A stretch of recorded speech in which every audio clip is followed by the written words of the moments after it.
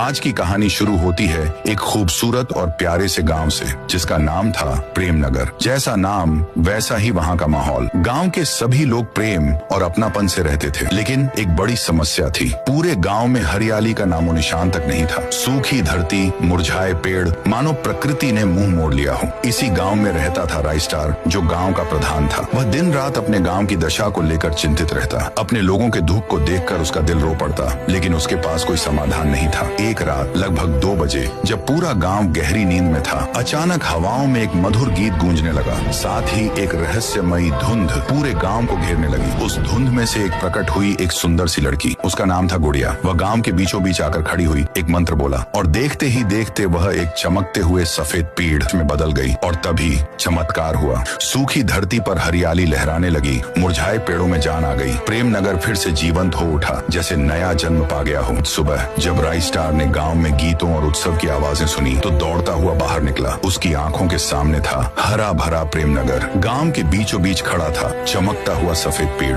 राइस्टार ने सभी लोगों को इकट्ठा किया और कहा, यह कोई साधारण पेड़ नहीं, यह तो एक वरदान है। आज से हम इसकी पूजा करेंगे। उसी रात सभी लोग दीप जलाकर उस पेड़ की पूजा करने लगे। लेकिन हर रोशनी की अपनी एक परछाई होती है। प्रेमनगर के पास ही था एक दूसरा गांव, सहुर नगर। वहाँ रहता था एक लालची और चालाक व्यक्ति, टुंग टुंग सहुर। जब उसे प्रेमनगर के चमत्कार की खबर मिली, तो उसके मन में जलन पैदा हो गई। उसी रात वह चुपचाप प्रेमनगर आया और सफेद पीड़ को चुराकर अपनी गाड़ी में लादकर सहुर नगर ले गया। जैसे ही पीड़ प्रेमनगर से गया, फिर से वहाँ सूखापन और उदासी छा गई और सहुर नगर में हरियाली और समृद्धि आने लगी। राइस्टार समझ गया कि यह चोरी हुई है। उसने निश्चय किया, इस बार प्रेमनगर अपना हक लेकर रहेगा। दोनों गांवों के बीच बैठक बुलाई गई। राइस्टार ने कहा, वह सफेद पेड़ हमारा है, उसी ने हमें जीवन दिया, हमें वह वापस चाहिए। टुंग टुंग सहुर बोला, अगर मैंने वह पेड़ लौटा दिया तो मेरे लोग भूख से मर जाएंगे। तभी एक बुजुर्ग खड़ा हुआ और बोला, तो फिर इसका फैसला युद्ध से हो, जो जीते वही पेड़ का हकदार। सबने सहमति जताई।